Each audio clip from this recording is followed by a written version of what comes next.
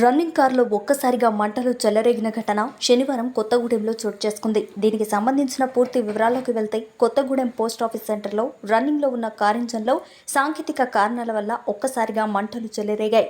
స్థానికుల సహాయంతో traffic home guard Karthik సమయస్ఫూర్తి వ్యవహరించి మంటలు ఆర్పడంతో ఎలాంటి ప్రాణ నష్టం జరగలేదు.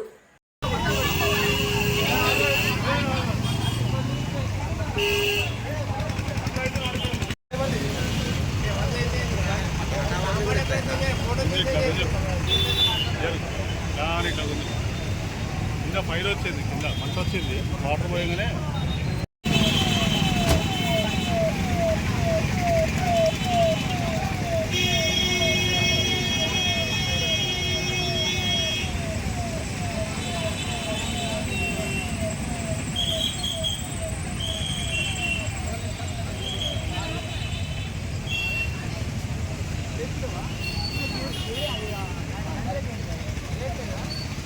ఐడి కొట్టమంటారా?